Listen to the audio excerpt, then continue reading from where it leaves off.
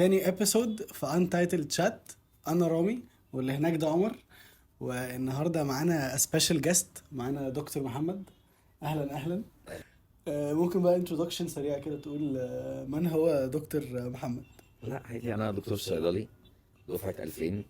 باختصار شديد انا ابقى بابا عمر بس مفيش اي حاجه. دي اكتر حاجه اصلا، اكتر حاجه بستوري في حياتي ان انا بابا عمر، بس ما عنديش حاجه تانية. وعلى فكره تقريبا عمر ونورين هم الحاجه الوحيده اللي باسمي في الدنيا، يعني ما عنديش حاجه تانية باسمي يعني. احنا بنعمل ايه؟ احنا بنقرا ستوريز، المصادر بتاعتها من اماكن مختلفة. ساعات بنلاقي حاجات حلوة على ريدت، ساعات بنلاقي حاجات حلوة على كايرو كونفاشنز. يس، جبت قصه بكام كان كونفشن. ف ستوريز بتبقى لذيذة وبتسمعوا آرائنا في القصص دي، وساعات بنقول حاجات من عندنا احنا. هل انا شخص سيء ان انا مش عايز ادي اختي هدوم مراتي؟ القصه بتقول ان انا مراتي هي محاميه، وكانت وعندها هدوم حلوه قوي قوي قوي قوي وغاليه قوي قوي قوي قوي. المهم جالها كانسر، بعدها ب6 شهور اتوفت. فاختي ساره هي ما كانتش ولا مهتمه بينا ولا بتسال علينا ولا اصلا كانت حابه مراتي، وانا مراتي ما كانتش حباها، وانا كمان ما كنتش حابب اختي ساره. المهم بعد ما مراتي توفت، اختي بدأت تكلمني وتسألني على هدومها وايه اخبار هدومها وبلا بلا بلا بلا بلا بلا. المهم كان يعني عيد ايه ميلاد. اخبار هدومها؟ والله تسأل هدومها فين يعني. فكان عيد ميلاد مامتنا، فرحت جبت لماما هدية ورحت لها. المهم ايه، وفضلنا قاعدين مع بعض، فسارة طلبت مني، قالت لي هل انا ممكن اخد هدوم مراتك؟ فانا قلت لها لا، مراتي كانت قايله لي ان انا اتبرع بيها لحته معينه. بدات تتخانق معايا وتقول لي ان انت اخويا ومفروض تديها لي ومش عارف ايه وبتاع. فانا قلت لاختي، هي بدات تتعصب عليا، فانا بدات اتعصب عليها وقلت لها ان انا هيبقى احسن لي ان انا احرق الهدوم عن ان انا اديها لك. اختي بدات تعيط وتعصبت. بعد كده راحت ماما جت وقالت ان انت اللي غلطان، وانت ازاي مش راضي تدي الهدوم لاختك. فرحت انا متعصب وزعقت فيهم هما الاتنين وسبت البيت ومشيت. ومن ساعتها ماما قاعده بتلومني ان انا بوظت عليها عيد ميلادها، وان انا اخ سيء ان انا ما اديتش لاختي هدوم مراتي. احنا يعني عملنا زي ريتشوال كده، يعني انه لا، لازم الضيف هو اللي بيقول رأيه الاول، عشان برضو ايه، ما نأثرش عليك برأيك. انا رايي في الموقف اللي حصل ده بين الراجل واخته ان الموضوع ما كانش يعامل يعني بالمواجهه دي الشرسه بشراسه. يعني ممكن انا اقول اللي انا عايز اقوله واعمل اللي انا عايز اقوله بطريقه ترضي الى حد كبير جميع الاطراف بما فيها امي، عشان ما تزعلش او عشان ما بوظلهاش يومها عيد ميلادها كده whatever. يعني مثلا يعني هي بتقول له انا عايزه الهدوم بتاعت مراتك. ياه، انت لو كنت قلت لي بدري، دي هي اصلا كانت موصياني ان انا اطلعها لجهه معينه، وانا طبعا طلعتها. ما قلتيش من بدري ليه؟ معلش حقك عليا، بس انا لو لقيت حاجه متبقيه يعني، او انا نسيت اطلعها اجيبها لك طبعا. معلش حقك عليا. ده موقف يعني كده انا عملت اللي مراتي قالت عليه، واللي انا عايز اعمله ان انا ما اديهاش حاجه، وفي نفس الوقت ما زعلتهاش وما زعلتش امي. يعني انا كده رضيت نفسي ورضيت زوجتي بتنفيذ وصيتها، وما زعلتش اختي وما زعلتش امي. يعني كده الاربع اطراف بما فيهم انا، كان الموضوع خلص في ثانيه من طب لو انت مكانه، مم. مش بسألك هتتصرف ازاي، مم. بس هل بالنسبة لك وصية الشخص الميت حاجة فعلا كبيرة قوي كده؟ طبعا طبعا. يعني يعني انا مثلا كان ممكن اعمل ايه؟ اجيب اختي، اقول لها بصي، هو الهدوم دي كلها كده كده هتطلع عشان الوصية، بس ايه رأيك تختاري اكتر حاجة انت نفسك فيها، انا هديها لك، يبقى معاكي حاجة من ريحتها، وبقية الحاجات زي وصيتها. انا بصراحه مع الدكتور، يعني ايه، حاسس ان هو رايح الزبون، فاهم يعني. ما هو ده هو يعني رايح هي المشكله مش في مش في الكلوذس او مش في اللبس او في الوصيه او في ان انا هي ما سالتش عليها او بتاع. لا، هي النقطه كلها ان انا اعمل حاجه تفيد الست اللي ماتت. فهي كانت شايفه قبل ما تموت مثلا اعمل كذا، هدومي هتطلعها في الحته الفلانيه، لان انا عارفه الناس دي مثلا في اشد الحاجه لللبس، وهيبقى ده في ميزان اعمالي مثلا. فهي حره، دي حاجاتها الشخصيه وهي بتوصي بيها زي الورث كده بالظبط. صح صح.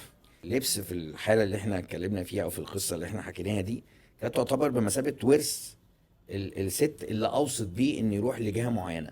طيب انا هزعل اختي لو قلت لها لا لا لا لا ينفع اديلك اي حاجه من اللبس عشان كذا كذا كذا كذا كذا كذا.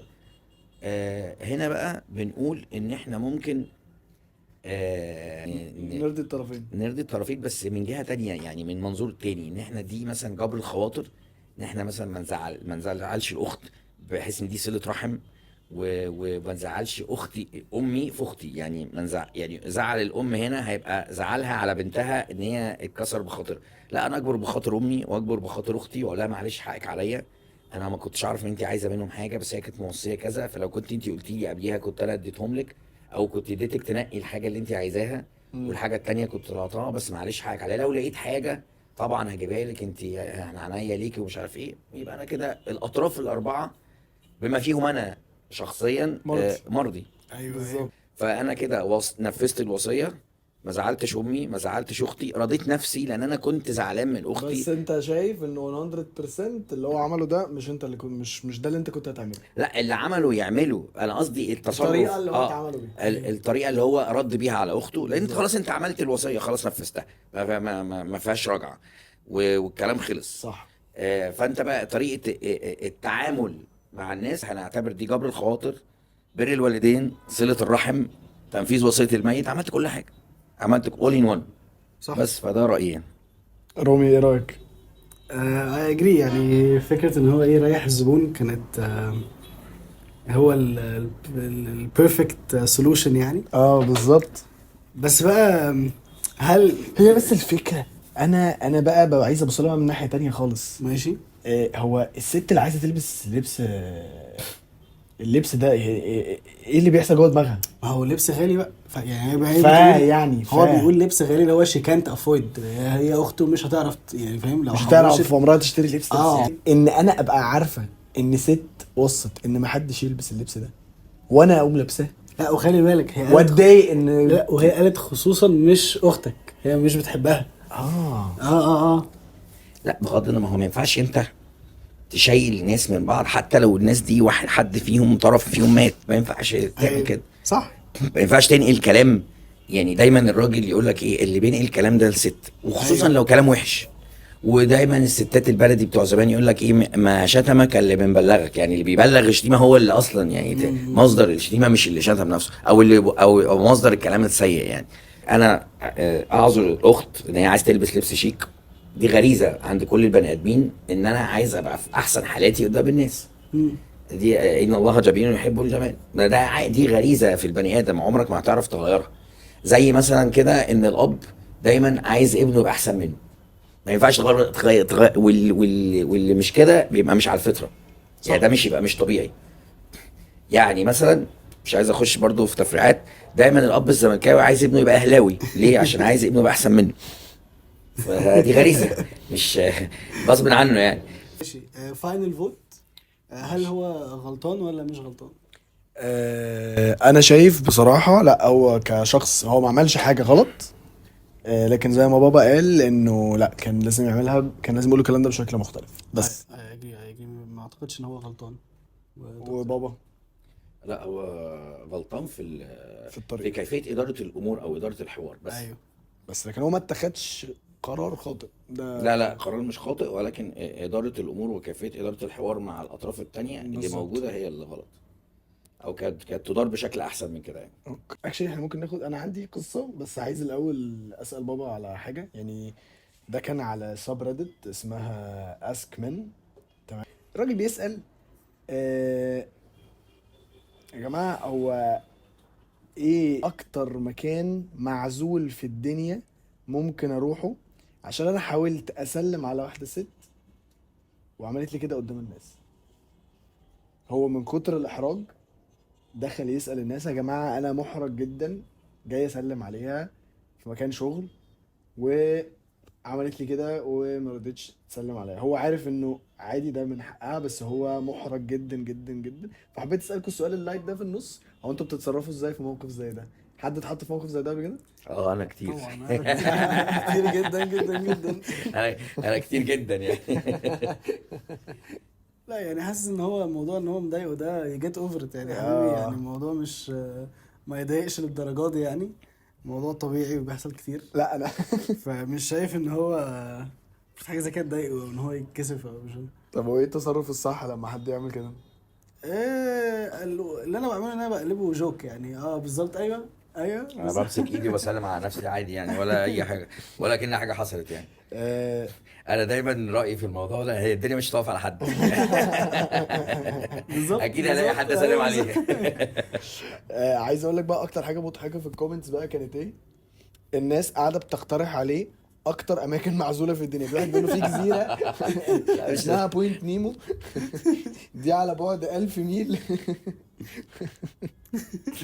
ده الناس يعني خدت الموضوع سيريس ان هو يبقى يعني ناس حازل بتقترح ويتكسر. يعني إن هو الكومنتس يعتذر. كلها ناس بتقترح اماكن معزوله. لا لا لا خالص، انا لو انا كنت هقترح عليه كنت هقترح عليه سلم على حد تاني اه يعني، عادي يعني.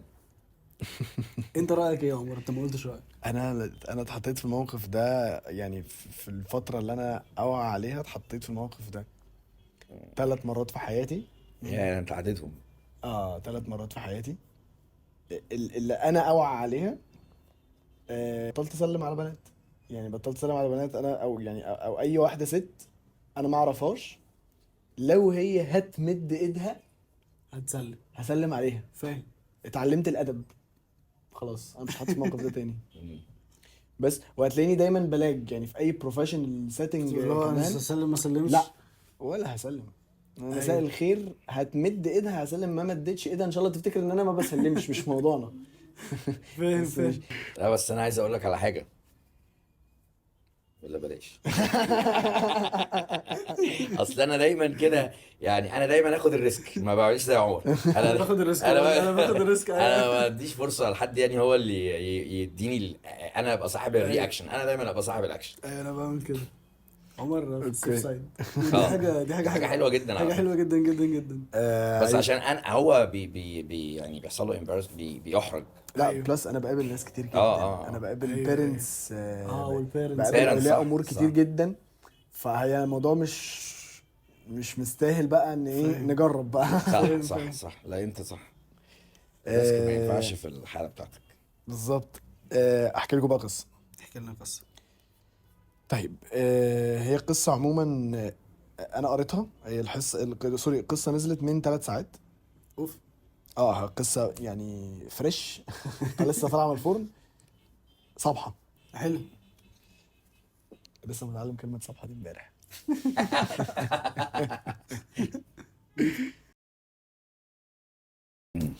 المهم واحده بتقول هل انا غلطانه، او يعني هل انا شخص سيء عشان مرضتش امي تاخد ابني يبات عندها لمده يوم. ماشي. ست كانت بتحكي: انا جبت ولد لسه كان بيبي جديد، وهو بيبي في الاول ماما طلبت مني، امها طلبت منها ما تخليه يبات معانا يوم ومش عارف ايه، وهيبقى يوم لذيذ وبتاع. اوكي. مع انه كان بيبي صغير، بس الست وافقت وقالت لها تمام يعني، وقالت ايه ده يوم، بعدين دي جدة الولد يعني أيوه. ايه اللي هيحصل يعني. تمام. وقالت هاي تبقى تطمن عليه، ممكن تبقى تعدي عليهم عشان الجدة دي ساكنة قريب ومش عارف ايه. بعتت الابن، البيبي اللي هو عمره شهور. اوكي. وقعد كام ساعة الأم بتتصل على مامتها اللي هي الجدة. ألو، ايه الأخبار؟ محدش بيرد، أو صاحبتها اللي عايشة معاها بترد. ماشي. يعني اللي عايشه مع مامتها. اللي عايشة مع مامتها. اوكي. هي ماما فين؟ مش عارف ايه. الست رغوشت شوية. طب البيبي كويس، لغوشت، فقامت خدت عربيتها وراحت لحد البيت. هما فين؟ هما مش موجودين. طب انت تعرفي هما فين؟ لا انا ما اعرفش هما فين. قعدوا يلفوا كذا ساعة حوالين المستشفيات، مش عارف ايه. اوف. طب فين الست والبيبي؟ فين البيبي؟ رجعت تاني لايه؟ لصاحبة مامتها اللي عايشة معاها دي. انت متأكدة ان انت ما تعرفيش هي فين؟ قالت لها لا انا بصراحة عارفة هي فين. فين؟ الام اخدت البيبي وراحت عند طليقها. اوف. تمام، اللي هو مش جد البيبي. هي بس عارفة ان يعني الجدة كانت عارفة ان طليقها ده بيحب البيبي قوي، وهي كانت عايزة ابيرنتلي يعني زي يرجعوا لبعض وكده. فايه خدت البيبي معاها عشان ايه؟ قلبه بوندنج يحن بقى بقى كده، لو أيوة. البوند ومش عارف ايه. ف يعني بطلة القصة راحت بيت الراجل ده، لقيت فيه جاهز زي بيبي للسرير وكده. وابيرنتلي هم كانوا يعني هو كان منتظر ان هو يستقبل بيبي ومجهز له الايه، الجو يعني بألعاب مش عارف ايه. ف البنت بتسأل مامتها الجدة دي، يعني بتقول لها انت ليه مش بتردي على التليفون، وليه جيتي هنا من غير ما تقولي لي، وليه اصلا تحركي ابني من مكانه ومش عارف ايه. قلت لها لا ده انا خدت البيبي عشان اروح اجيب حاجه من السوبر ماركت وعدينا عليه هنا بالصدفه. ايوه. فبتقول لها عديته بالصدفه والدنيا جاهزه وكده بس. واتخانقت مع مامتها فتره طويله جدا بسبب الموضوع ده. وبعدها بسنه الجده بتطلب ان حفيدها يجي يقضي معاها يوم ويقعد معاها ومش عارف ايه. والام رفضت. بس الفكره ان المره دي لما رفضت كل العيله ضدها. كل العيله بيقولوا لها دي جده الولد، وبعدين المره اللي فاتت اصلا ما حصلش حاجه وانت كبرتي الموضوع وكده. ف هي بتسال يعني هل انا كنت قاسيه جدا يعني على مامتي ان انا مش عايزاها تشوف حفيدها، او مش عايزاه يقعد معاها، او هم يقعدوا لوحدهم او كده، ولا من حقها؟ عندها حق 100%. عندها حق 100%. حاسس ان هو هي برضو مش بتمنع ان هي ما تشوفش حفيدها. هي بتقول ما تبقوش لوحدكم. اه شي لوست التراست ده وخلاص. في حاجات بتتكسر ما بترجعش يعني. ان ذس كيس دي واحده منهم. ف فهي ما قالتش لو انت مش هتشوفي حفيدك، هي هتشوفه بس وانا موجوده. فلا انا مش شايف ان الام غلطانه. شايف ان الام صح 100% يعني. وحقها ان هي تبقى خايفه على اعز ما عندها يعني ابنها. فلا يعني مش شايف ان هي غلطانه. دكتور محمد انت شايف ايه؟ برضه هو نفس الكلام اللي انا عايز اقوله، او يعني احنا عايزين تبقى الحياة اصلا اوريدي صعبة، فاحنا مش عايزين نصعبها على نفسنا. الست الجدة اخطأت في انها ما بلغتش الام. طب ممكن بعد اذنك هاخد البيبي واروح لفلان عشان هو حابب انه يشوف هو البيبي ده، حتى جايب له سرير وبتاع. ساعتها الام ما كانتش هتعترض، كانتش هتبقى مرحبة قوي بس ما كانتش هتعترض، هتبقى اوكي بس ما لا لا لا، تتأخروش. ليه رضيع عنده 3 شهور يروح عند بيت حد مش ده مش جده ولا اوكي بس انا قصدي ولا عمر الام هتوافق، والجده عارفه ده. بس لو كانت قالت كانت الأول- قالت طب حتى شوفي بصي هو مجهز له ايه ومش عارفه ايه وبتاع وكده، وهو حابب ان هو بيحب البيبيز جدا وبتاع. هنفترض ان ساعتها الام كانت رفضت، بس كانت الجده كانت لازم تاخد موافقه الام. الجده اخطات. طيب خلينا احنا عايزين بنتكلم على رد فعل الام بعد سنه، صح كده؟ هل هي اخطات او هل هي شخص سيء ان هي كان في قسوه منها على امها انها ما توديش البيبي عندها بعد سنه، صح كده؟ تمام. لا هي كانت مش قاسيه ولا حاجه، بس اخطات في طريقه التعامل مع موقف تاني. طب كانت تعمل ايه؟ عينيا حاضر الاثنين، انا هجيبه واحنا الاثنين نيجي البيت عندك. مش انت عايزه البيبي في حضنك؟ عيني يا ماما، طبعا انا ما اقدرش ارفض لك طلب وبتاع. هجيب عمر، هجيب ياسين، وهنيجي احنا الاثنين نبات عندك وخليه يبات في حضنك وانا هنام في الاوضه التانيه. ايوه. بقى انا كده حميت ابني، انا كده رضيت امي، جبرت بخاطرها، ما قسوتش عليها، تفاديت ان انا ابقى قلقان على ابني عند امي عشان هي ممكن تاخده في حتة تانية.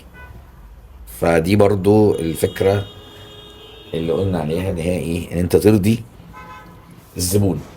هو انا في الحالة دي انا مش برضيه، بس انا بسهل الدنيا على نفسي، مش عايز اخش في مخاطرات ودسكشن ومناقشات ومجادلات وبتاع. لا، سهلة بسيطة. عايز الولد، حاضر انا هاجي انا وهو نبات عندك، بس خلاص انا كده عملت كل حاجة. طمنت على ابني لان انا موجودة معاه. احنا عايزين ناخد كورس ريح الزبون مع بابا. أيوة، بره البودكاست، كورس ريح الزبون. بقول لك لا. بتشتغل بطريقه. ايوه. الموضوع انا كنت لسه بتكلم في ايه النهارده في الشغل اصلا. لا انت كنت بتتكلمش في كده، انت كنت بتقول افويدنس. ايوه افويد، ما هو بابا بيافويد ريح برضه. الزبون، فاهم. ريح الزبون. ريح الزبون. لان الدنيا اوريدي اصلا صعبه. انا لسه بتكلم في الموضوع ده النهارده فاحنا مش عايزين نصعبها على نفسنا بردود افعالنا المبالغ فيها، برغم ان الحلول بتبقى قدامنا وسهله وبسيطه. ايوه يعني ما فيش ابسط من كده. عايز الولد، عيني حاضر، هنجي انا وهو النهارده نبات عندك، خلاص الموضوع خلص. هي حتى الجد ما تقدرش تتكلم، ما تقدرش تقول لها ما تجيش. ليه ما تجيش؟ ليه؟ يبقى انت في حاجه، فما تقدرش تقول لها ما تجيش. هتروح هي وابنها، ابنها يبات في حضن جدته وهي تبات في الاوضه التانيه، يبقى هي كده راضت امها، وهي في نفس الوقت موجوده لحمايه ابنها من اي حاجه تانيه ممكن الجد تعملها. الموضوع خلص. لا بقى قصه تنزل، ولا ناس تخش في نيجوشيشن ومجادلات، ولا انت غلطانه، لا انت قاسيه، لا انت سيئه، لا انت مش سيئه، لا ده حقك، لا مش حقك. كل الكلام ده هيبقى ديليتد، صح. وخلاص والموضوع يخلص. بس تعالى نقول فاينل فيردكت يعني. فاينل فيردكت. لا الست حقها طبعا يعني 100%. مش غلطان. حقها، وبابا برضو بيقول حقها، وانت وانا بقول حقها. بتقول حقها. آه. لكن ستيل بابا دايما عنده رأي انه يا جماعه ريح الزبون. الموضوع، لا الموضوع ما كانش انه اصلا ممكن يكبر لحد هنا، والدنيا كان ممكن ايه لا، تعدي صح. يعني. بس احنا ممكن نقول الرأي ده على كل القصص. يعني كل القصص ناس ايه خلاص وصلت لاخر حاجه عندهم. لا خلي فاهم بالك قصدي؟ برضو احنا بنحكم واحنا قاعدين على كاوتش وبنشرب نسكافيه وبتاع، وفي منتهى العقلانية والرزانة. لكن الغضب بيخلي بالظبط. الانسان زي اللي مش انت شايف. رفعت قضيه على اهلها.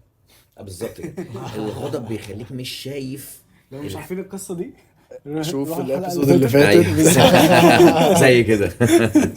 الغضب بيخلي الانسان مش شايف الحل المثالي او السهل للموضوع. ايوه يعني وده حقيقي، يعني ده حاجة حقيقية. عشان كده الغضب من الحاجات السيئة جدا اللي بتخلي الإنسان يتصرف ويبقى ليه ردود أفعال بيندم عليها على كده. يعني يعني طبعا أنا طبعا مش ببالغ يعني، بس كل حالات القتل اللي حصلت وجرائم القتل اللي حصلت نتيجة عن الغضب.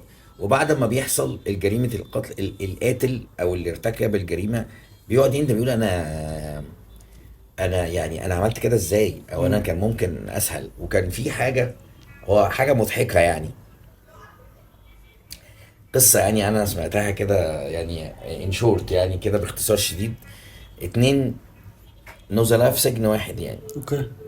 ففي واحد من المسجونين يعني ماشي في المكان بتاع اللي فيه المساجين يعني، بيقول كل ما يشوف واحد يقول له ممكن تف في وشي. يقول له ازاي يا ابني هتف في وشك ليه؟ يقول له انا بقول لك تف في وشي. يقول له لا يعني ما ينفعش، ما يصحش يعني. يقول له انا بقول لك، ويزعق له بقى فعلا لغايه لما الراجل اللي قدامه فعلا يتف في وشه. يقول له تفيت في وشي، هو حصل حاجه؟ ما حصلش حاجه، امال انا قتلته ليه؟ فتكتشف ان هو قتل واحد لمجرد انه تف في وشه. ايوه. واخد حكم 25 سنه يا نهار ابيض. عشان واحد تف في وشه. فتعصب. فهو في عيني جات له حاله نفسيه بيخلي كل الناس تف في وشه وما يعمل لهمش حاجه. أيوة، عشان أيوة. يقول لهم طب انا ايه، انت تفيت في وشي، ايه اللي حصل؟ انا قتلته ليه؟ فالغضب ساعتها خليت الواحد لمجرد انه تف في وشه. ف 25 سنه عشان الغضب عماه عن الحل. مثلا ان هو مثلا ان هو مثلا كان يضرب، يزقه ويضربه، او يجيب حد يعنفه او يعاتبه او وات ايفر، او ايا كان اللي هيحصل. ما كانش المفروض يوصل للقتل. صح. بس انا قصدي ان احنا يعني احنا بنحكم على تصرفات البني ادمين واحنا يعني مش في مكانهم. صح. بس احنا بنتكلم وجهة نظر، طب ايه اللي كان ممكن اكتر حاجة صح تتعمل، بس صح. ده بس. صح. لكن صح. احنا برضو مش في مكانهم، فبرضو يعني لازم نديهم العذر ان هم بيتصرفوا هذه التصرفات او بياخدوا الرياكشنز دي. لان طبعا انا ما عنديش اغلى من ابني، فممكن يعني مثلا لو لقيت حد بي يعني بيجي بيلمسه بصباعه وانا ما اعرفوش او بتاع، ممكن اكله لان انا مش عارف ده مين، برغم ان اللي بيعمله ده ممكن يكون بيعمله لمصلحة ابني، بيكشف عليه، بيشيل من عليه حاجة، بيساعده في حاجة. ف بس في حاجات مش ما فيهاش تفاهم. طبعا في حاجات ما فيهاش تفاهم. فانا عشان كده بقول لك ما نقدرش نحكم على نقول لها ست سيئه وقست على مامتها، لان انا مش في مكانها، وبعدين ده ابنها ده ابنها يعني بالظبط. ما فيش، ما في- ما عنديش اغلى منه صح. يعني. التايتل بيقول: هل انا شخص سيء ان انا بطلب من بنت اختي او اهلها اللي هم اخواتي ان هم يدفعوا لي مئات من الدولارز على البرفيوم اللي بنت اختي سرقته؟ ده التايتل. طيب، انا من وانا صغير وانا بدات برفيوم كولكشن. اشتغلت ان انا كنت بعمل بوريتوز وببيعها، وكنت شغال في ريستورانت، وبكل الفلوس دي كنت بكولكت برفيومز، وبدات اجيب رير برفيومز وحاجات كولكتبلز وهكذا.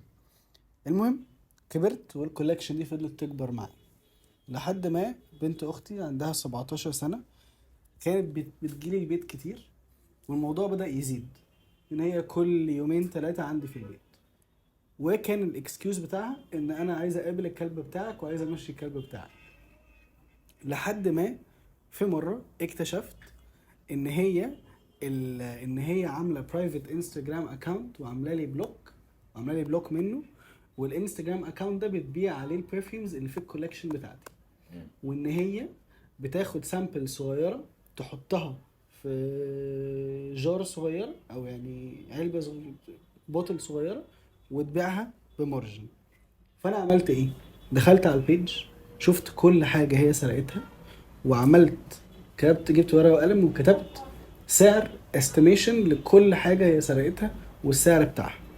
اخدت الورقه دي، رحت على اختي اللي هي مامتها، قلت لها بنتك سرقت 1 2 3 4 5 واي استيميتد او يعني التوتال اللي هي سرقته اكس، فادفعي لي اكس. طبعا مامتها قالت ان دي هتبقى ان لا، ودي فرصه كويسه قوي ان احنا نعلمها ان هي ما تسرقش، وان دي هتبقى learning experience لبنتي، وان المفروض ان احنا نعدي الميستيك دي عشان نعلمها. والارجيومنت كان بتاعتها ان الفلوس اللي هي عملتها من البيج دي هتتحط ان هي تجيب العربيه، فانت كده بتمنع بنت اختك ان هي تجيب عربيتها اللي هي نفسها تحلم بيها. فهو بيقول ان انا كنت باكسبكت ان هم يرجعوا لي فلوسي ويشكروني وفوقيها بوسه ان انا ما طلبتلهمش البوليس. هل انا غلطان ولا لا؟ بابا لا انا مستفز بصراحة، يعني انا مستفز من رد فعل الام. برضه من مشكله زي دي عمرها ما تحصل عندنا. حاجه زي كده عمرها ولو ما تحصل حصلت عندنا. رد الفعل الام هيبقى مختلف تماما بالظبط. يعني. ولكن ال المبادئ ما بتتغيرش من مجتمع لمجتمع. يعني ما ينفعش مثلا سامع يا تقول عمر؟ سامع يا عمر؟ يعني ما ينفعش تقول مثلا ان السرقه حلال في امريكا وحرام في مصر. سامع يا ما عمر؟ ينفعش تقول مثلا لا ان يعني انا قصدي مجتمع مختلف. يعني احنا عندنا لو بنت سرقت عمها هيبهدلها ويخلي اهلها يبهدلوها، او ممكن اهلها ما يبهدلوهاش، بس هل عمره هيطلب لها البوليس؟ استحاله. دي عمرها. لا، ما دي هو مبادئ مجتمع. طب دي مش مبادئ، دي تصرفات مجتمع يعني. دي بس ثقافة مجتمع. حلو، الثقافه غير المبادئ. الثقافه حاجه والمبادئ حاجه. ايوه صح. بمعنى ان انا ممكن البنت تعيش في بيت منفصل مع خطيبها. هنا لو أيوة. كاتبين الكتاب ممكن ما يجيش يزورها في البيت وما يشوفهاش غير لما يتجوزوا رسمي. يعني لو هم كاتبين كتاب يعني هم متجوزين رسمي، بس غير بعد الفرح يعني. فاهم؟ دي مش مبادئ، دي ثقافه. لكن المبادئ اللي انا بتكلم عليها يعني اللي هي السرقه، الكذب، النصب، الخيانه، ما مش مختلفين، ما ينفعش يختلف. يعني انت لو مصاحب واحده في امريكا وصاحبت واحده عليها خيانه، خلاص هتسيبك وتبهدلك وتتخانق معاك ومش عارف ايه وبتاع. هيحصل نفس الكلام في مصر. لو واحد خاطب واحده مش مصاحبها وراح صاحب واحده عليها، لا ده لو متجوز واحده وراح يتجوز واحده عليها هتحسب خيانه، والاتنين جوازات. ايوه تمام. فالخيانه هنا هي الخيانه هنا، لكن الثقافه مختلفه. هنا خيانه بين اتنين متصاحبين، وهنا خيانه بين اتنين متجوزين. هي دي الثقافه وهي دي المبادئ. تمام. بالظبط. لا يمكن طبعا في مصر لو القصه دي حصلت ان الخال او العم هيروح يبلغ او يجيب البوليس لبنت اخوه او بنت عمه، يعني استحاله يعني. بس تمام. بس حكما بمبادئهم لكن ايه رأيك في الام انا بقى؟ انا مستفز من رد فعل الام، سواء من امريكا سواء من الهند سواء ما ينفعش انت تشجعي بنتك ان هي تشتري عربيه بفلوس مسروقه. انا نمره واحد، لو بنتي ما كانش معاها الفلوس دي اصلا وصرفتها على تفاهات، لان خلي بالك في مبدأ معروف جدا من زمان، ايزي كم ايزي جو، بمعنى الفلوس اللي جايه عن طريق السرقه عمرها ما هتتجاب بيها حاجه مفيده، لازم هتضيع، لازم هتضيع في حاجه ولا ليها اي قيمه. ف فكون ان البنت ستيل معاها الفلوس عشان هتشتري العربيه، ما ينفعش الام تدي اكسكيوز اصلا او عذر، معلش والله احنا هنتخطى الموضوع والفلوس دي هتجيب بيها عربيه. يا ستي انت عرفتي ان بنتك سرقت وان الفلوس اللي معاها اللي هتشتري بيها العربيه مسروقه. فنمره واحد ونمره اتنين ونمره تلاته ونمره 10 الفلوس دي ترجع لصاحبها، صح. والبنت تتعلم ولازم يعني.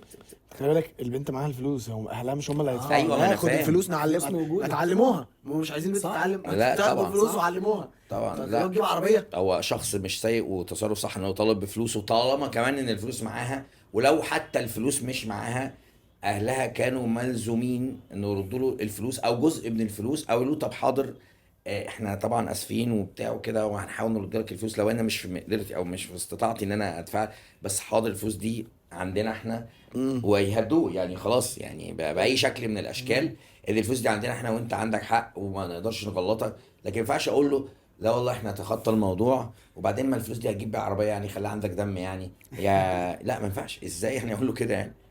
صح. ولو هو في مجتمع امريكي وقرر ان هو يجيب لها البوليس في اللحظه دي هيبقى ساعتها من حقه. ده انا ده انا جاي اقول لك اخت بنتك سرقت الفلوس وانت تقولي ايه يعني؟ بنت اختك وسرقت منك، ايه المشكله؟ هي ما استلفتش مني وما ردتهمش يعني لا هي صح. سرقت مني. فاحنا الفيردكت بتاعنا كلنا ان هو ام مش البنت شخص سيء. جدا ام البنت. جدا ايوه. جدا. واكيد اكيد خلي بالك عايز اقول لك على حاجه، ان ان البنت دي الى حد كبير وبنسبه كبيره هي عملت كده لان حست ان ابوها وامها مش هيجرموا فعلها، او شافتهم هما بيعملوا كده باي شكل من الاشكال. صح. يعني دايما نسبه كبيره من الاولاد او الشباب اللي بيشربوا سجاير بيبقى الاب والام او واحد منهم بيشرب سجاير، فشايف ان ده عادي. انت عارف ان القصه الجايه اللي عندي ليها علاقه بالسجاير؟ فانا بس بقول لك التجارب. انا طبعا يعني انا قربت على ال50 سنه، فكميه البشر والتجارب اللي انا شفتها في حياتي من زمان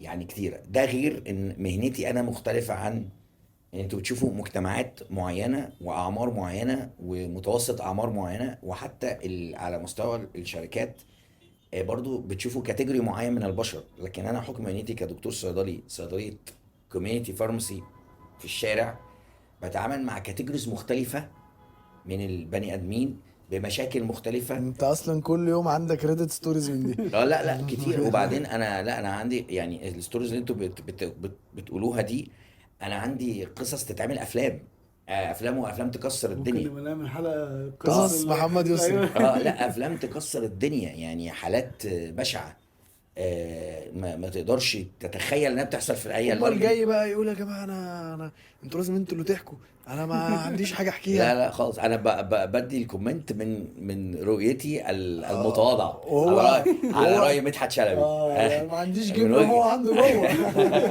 من وجهه نظري المتواضعه الذي لا قيمه له على الاطلاق. انا دايما ماما كانت بتحكي لي ان يوم اللي بعد راس السنه بتشوف حاجات صعبه جدا، والناس بتبقى صريحه زياده عن اللزوم معاها. وبحكم ان انتوا الاتنين دكاتره، فالناس they don't hold back لما بيجوا يكلموكوا في اي حاجه طبيه. يعني الناس بتقول الحقيقه للاخر، انت الدكتور ولو كذب عليك ده مش في مصلحته يعني.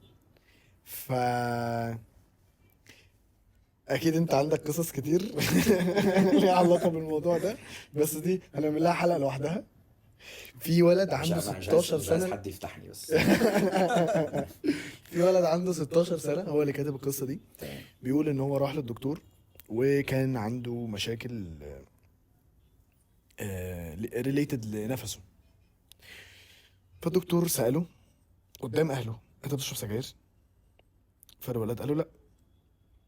فبص له تاني قال له في البيت في حد بيشرب سجاير جوه البيت؟ فالولد بص لبابا ومامته، بعدها بص للدكتور قال له اه بابا وماما بيشربوا سجاير في البيت. الموضوع خلص. الدكتور ادى الولد الدواء اللي هو محتاجه، قال له شكل العلاج اللي هيحصل ومش عارف ايه. رجع البيت خد احسن تهزيقه في الدنيا. بس فهو دخل كتب للناس يا جماعه حصل كذا كذا كذا كذا كذا، يعني هل انا غلطان ان انا ما كدبتش على الدكتور؟ اصل انا مش هغامر بصحتي، وبعدين معروفه الدكاتره دول ما بنكدبش عليهم، وكده كده الدكتور ده ما ينفعش يبلغ عن اهلي لان دي ليها علاقه بسريه بيانات، ما ينفعش يبلغ عنهم. ف انت شايف بقى، بما ان انت دايما بتقول النهارده عمال طول اليوم تقول كان ممكن يبقى في تصرف احسن، كان ممكن تتقال بشكل احسن، كان ممكن، كان شايف بقى ان الولد كان ممكن يقول حاجه بشكل احسن؟ الولد كان يتصرف احسن من اصل كده؟ هو التدخين ايا كان الحاجه الستاف اللي انت بتدخنه ايه، سجاير عاديه، سجاير خفيفه، سجاير تقيله، شيشه مثلا، مش هتختلف. يعني مش هتختلف. ال ال ال ال ال ايوه هو الولد صغير ما يعرفش، أكيد ما هو تمام. الولد ما يعرفش وعايز يكون واضح على قد ما يقدر مع طب الدكتور. لما انتوا زعلانين قوي ان الولد قال للدكتور ان هو بيشرب، ان انتوا بتشربوا سجاير، بتشربوا سجاير ليه؟ من الاول يعني. او حتى جوه البيت. او بتشربوا جوه البيت، طب او بتشربوا قدامه ليه؟ يعني التلات حاجات اهو. انتوا اصلا بتشربوا سجاير ليه؟ طب انتوا اصلا بتشربوا جوه البيت ليه؟ طب انتوا اصلا بتشربوا قدام الولد ليه؟ تمام، ادي تلات حاجات. وفي حاجه، طب هو ما قالش للدكتور ان هو نفسه بيشرب سجاير. يعني هو ما قالش للدكتور، هو قال بابا وماما بيشربوا سجاير في البيت. حلو. والولد ما بيشربش. هو اصلا ما بيشربش. ما بيشربش، لا. تمام تمام. هو الدكتور سأله فالولد قال له لا. هو الدكتور شايف في الداتا اللي قدامه ان الولد عنده مشاكل. باسف، هو بياخد تدخين سلبي، باسف سموكينج. فباين باين فطبعا الولد تعبان. باين على رئته ان هو في دخان واصل له. بس. تمام. فالدكتور عرف ان في دخان واصل له، لازم يبقى في حد مدخن في البيت، فسأله. لكن الاب والام طبعا غلطان. انتوا بتهزقوا الولد ليه؟ انتوا اللي غلطانين، يعني الولد تعبان بسببكم. بس هل في، يعني انا شايف بقى بشكل طبي وكلام مع الدكتور، مم. هل انا at some point او at any point انا لازم ابقى صريح جدا كده مع الدكتور ومفيش اي ريسك؟ لازم، لا لازم، لان هو الدكتور مش هياخد الموضوع بشكل جنائي، هو بياخده بشكل طبي عشان يساعدك صحيا. انا مش دعوه بقى. الدكتور لو قدامه ارهابي قاتل هيعالجه. بقى الله يدور عليك، هو عنده جرح محتاج خياطه، انت يهودي، لا انا ماليش دعوه. انت حرامي ونطيت وجرحت في الماسوره وانت نازل، لا ماليش دعوه. لا لا لا ماليش دعوه، انا كدكتور اعالجك، وبعد ما اعالجك بقى انت حر. يعني الموضوع ما يخصنيش من قريب او من بعيد. انت بالنسبه لي حاله، انت حاله. هل انا موجود في مكاني ده عشان احكم عليك او تجادج او احاكمك؟ مش وظيفتي. فعند الدكتور مفيش خطوط حمراء، لازم اقول له المعلومه كلها. ولد عنده 14 سنة بيقول ان هو اخد منحة $3500 عشان تكفر سكول اكسبنسز. يعني ايه؟ ان الفلوس دي المفروض بتدفع عشان كتب، عشان لو هو حب يعمل حاجة زيادة دراسية، بحيث انها تشيل شوية من العبء اللي على الاهل في الدراسة يعني. أيوة. تمام. لكن هي ده مش رقم كبير جدا يعني، لكن ستيل رقم ممكن يسمح للولد مثلا ايه، يعني ولد عنده 14 سنة ممكن يجيب لابتوب، ممكن يجيب ايباد، ممكن يجيب حاجات هيساعده بقى يذاكر مهما بيها، كان بالظبط. يجيب يشتري حاجات اونلاين انها تساعده وهو بيذاكر كده بقى. $3500 كتب ايا كان. بالظبط. بس ده ولد عنده 14 سنة فهو بيروح المدرسة يعني. تمام. فكرة انه اهله قرروا ان هم عايزين يستخدموا جزء من الفلوس دي عشان يودوا اخوه الصغير اللي عنده 9 سنين يروح كامب،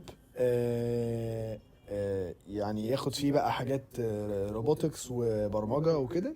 وان الكامب ده غالي جدا، هم مش هيقدروا يدفعوا فلوسه، فهياخدوا جزء من الفلوس دي ايه يودوه. المهم الولد قال لهم يا جماعه انا اللي تعبت في الفلوس دي، وانا اللي دخلت المسابقه اللي خلتني اقدر اروح او اخد المنحه دي، وده ده مش عادل اللي انتوا بتعملوه ده، الفلوس دي المفروض بتاعتي انا. بس لما قلت لهم يعني الولد بيقول يعني ان هو لما قال لاهله زعلوا جدا، وقالوا له انت كده اناني جدا. وعرف ان اخوه الصغير سمع الكلام اللي اتقال وافتكر بقى ان اخوه الكبير مش بيحبه. ايوه. فهو الولد بيسأل هل انا اناني، وان انا مش عايز اخويا ياخد جزء من الفلوس دي، ده مش صح، مع ان انا حاسس ان ده من حقي ومن حقي اوافق او ارفض. وبيسأل هل انا شخص. المهم الناس كتبت كومنتس كتير جدا جدا جدا جدا. بعدها قال انا ما كنتش اعرف المعلومه دي، زود عمل اديت على البوست وزود المعلومه دي. باي ذا واي البوست ده نزل من 15 ساعه. اوف. لسه هو بقى عامل اديت بيقول ايه: انا اكتشفت ان لو تم اثبات ان الفلوس دي اتصرفت على اي حد غيري انا هخسر السكولرشيب، وهيطلب من اهلي ان هم يرجعوا فلوسها بالكامل للشخص المانح للمنحه. انت شايف ايه يا بابا؟ يعني شايف ان الولد كان اناني؟ لا طبعا، لا طبعا مش اناني ولا حاجه. الخطأ مش عنده خالص، ولا عند الاخ الصغير. الخطأ عند الاب والام، إذا هما مش عارفين تمانج او يديروا الموضوع. برضو ارجع تاني لفقرة رياح الزبون. انت عندك كم الولد الصغير هيستفيد منه، وعندك سكولرشيب مهمة للولد الكبير. طب تعمل ايه؟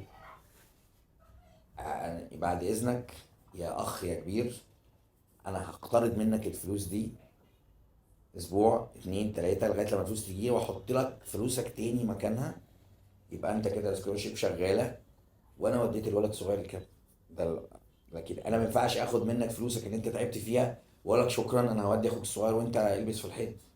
مهما كانت مجتمعك ايه وثقافتك ايه ودنيتك ايه وانت القصه دي في امريكا او القصه دي في مصر او دول الناس بيفكروا ازاي، وانا ملهاش حل تاني خالص غير ان انت يا اما الفلوس بتاعت الولد الكبير تسيبها له لو انت مش هتقدر ترجعها، والولد الصغير تشوف له فرصه على قده، او تقول له طب شويه كده واحاول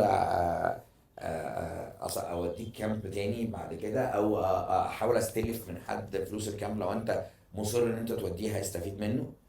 او الحل ان انت تاخد الفلوس من الولد الكبير تديها للولد الصغير يحط بيها الكامب على سبيل السلفه او الاقتراض، وان انت ترجعهم تاني مكانهم للولد الكبير. خصوصا ان هو لو هم عملوا كده وخدوها كانوا هم مجبورين يردوها للراجل صاحب السكولرشيب او اللي اتبرع بيها، عشان الفلوس صرفت مش في مكانها. وده حتى لو ما كانش زود الاديشن الاخير، ان الفلوس دي لو كانت صرفت مش في مكانها كان هو مجبر يرجعها وكان هيخسر السكولرشيب. هو مش مجبر، كان يقول الحته الاخرانيه دي، لان ده مجهوده وتعبه وشقاه ومذاكرته وبتاع وكل حاجه. ده المفروض الاب والام يرسخوا ان انت مادام تعبت وشقيت واجتهدت يبقى في ان الله لا يضيع اجر من احسن عملا. ده عندنا احنا، لكن ايا كان ثقافه الناس يعني اللي بيجتهد وبيتعب بيلاقي. فانت عشان ترسخ المبدا ده كان لازم تقول للولد الصغير اتعب زي اخوك الكبير ما تعب، عشان تقدر تروح تاخد سكولرشيب تروح بيها كامبات وتدرس برمجه وتدرس وتروح وتيجي. او لو انا عايز اساعده ازقه الزقه الاولانيه، طب معلش بعد اذنك انا هستلف منك الفلوس اسبوع 2 شهر واحطها لك تاني، لكن انا ما خدناش منك حاجه، بس اخوك يستفيد وانت في الاخر في الارض برضه مش هتخسر السكولرشيب. ده من وجهه نظر الايه اللي يريح الزبون. لكن في الاول وفي الاخر ابو وام غلطانين. صح. يعني انا خسرت السكولرشيب ما خسرتش السكولرشيب، انا مش كولد عندي 14 سنه انا مش اناني عشان عايز احتفظ بالمنحه بتاعتي اللي انا تعبت وشقيت فيها، مش اخدوا انانيه. تعبه بالظبط، اخدوا تعبه ومجهوده. دي كمان في نقطه مهمه جدا اساسيه في الموضوع، غير الفلوس وغير السكولرشيب وغير المنحه بتاعت الكبير وغير الكامب بتاع انت بوظت العلاقه بين الاخين. خلقت عداوه. بوظت. ودي مميته، دي الفيتة القاتله اللي انت عملتها، ان انت اخين ما لهمش غير بعض. ده خلي بالك، ده في ناس اولياء امور واب وام بيبقوا مش عايزين يخلفوا غير طفل واحد، وبيخلفوا تاني عشان ما يخلوش الكبير لوحده في الدنيا، يبقى ليه سند وليه ظهر وليه عزوه وليه حد يسأل عليه وليه هو حد يسأل، فبيخلفوا تاني عشانه. يعني بيخلفوا تاني عشان الاخ الكبير. تخيل، هو ده التارجت بتاعهم، هم مش عايزين يخلفوا تاني، بس عشان الكبير ده ما يعيش لوحده في الدنيا فبياخدوا بالاسباب. يعني ما حدش عارف الاعمار طبعا بتاعت ربنا، بس هو ايه، على حسب اجتهادي الشخصي كأب او ام، فانا عايز اخلي الكبير ده او الولد اللي انا خلفته ده يعيش في احسن حاله، فعشان ما تعيش لوحدك فبيخلفوا طفل تاني. فتخيل انت بتبوظ العلاقه اللي بين الاخ واخوه، اللي هي اصلا ما ينفعش تبوظ. صح. يعني انا ممكن يبقى في ايديا حاجه حلوه، لا انا مش هاكلها غير لما اخويا يدوقها الاول. فكوني ان انا احتفظ بفلوس منحه، انت بتدمر لي مستقبلي. لو خدت الفلوس هبقى شقاية وتعبي واجتهادي ومذاكرتي ومجهودي كل ده هيروح مني. هبقى مجبر ارد الفلوس ومنحه هتروح مني. وبعدين اخويا الصغير فسر ده كله على انا اناني ومش عايز اساعده. على طريقه رايح الزبون تاني، انا كنت هاخد الفلوس استلفها من الولد واستلفها الصغير. من الكبير واوديها للصغير وارجعها للكبير واقول له شفت اخوك الكبير عمل ايه، ازاي ما اخرش عليك الفلوس. اول ما عرف ان انت عندك جنب خد الفلوس بتاعته اديها لك على طول. وفي نفس الوقت انا كنت هرجعها له تاني، بس انا كده خليت علاقه الاخ الصغير باخوه في احسن ما يكون. ورضيت الطرفين والولاد الاتنين بيحبوا بعض اكتر من الاول. انا بجد حاسس انه قصص كتيرة قوي من اللي احنا عمالين بنقراها، المجتمع بتاعهم ده بدأ يخسر السنس بتاع التعامل العائلي والتعامل التربوي. هو بقى كل واحد ريسبونسبل على نفسه، بيفكر في نفسه، مبقاش فيه اللي هو لا احنا نجرو مع بعض. خالص. يعني بجد الحمد لله ان احنا لسه عندنا شوية الحتة دي، شوية الحتة. قرب. ماشي. مساء الخير. ماشي، ما تنسوش تعملوا لايك سبسكرايب بالظبط. جرس. طب الجرس ده بيعمل ايه يا بابا؟ نوتيفيكيشنز. وكومنت رأيكم في القصص اللي احنا قلناها، قولوا لو انتوا بتأجري ولا. ولو عندكم قصص تانية ابعتوها لنا واحنا هنقراها في الحاجات اللي جايه. ممكن تبقى قصص بيرسونال ومش هنقول اساميكم، ممكن تبقى قصص سمعتوها قبل كده او قريتوها في اي حته تانية واحنا نقراها في الابيسود اللي جايه. اخر حاجه لو عايزين تبقوا نيكست جيست هوست بعد بابا، مفيش نيكست وانا جاي تاني. ابعتوا لنا واحنا عندنا كيو اوف اكشلي بجد احنا ما بنهزر، احنا عندنا كيو ناس. بس انت شايف الكيو ده كله بقى فكسنا له وكلمناك تيجي النهارده. حصل. شكرا. بس فابعتوا لنا وهنحطكم في الكيو بتاعنا. احنا اكشلي عايزين ننزل فيديوز فريكوينتلي. احنا اتبسطنا جدا، اتس فيري نايس اكسبيرينس. اتبسطتوا معانا النهارده بابا جدا. في الابيسود الجايه. بس ادم تعالى. كان معانا ادم بيهايند ذا سينز. اعمل باي باي.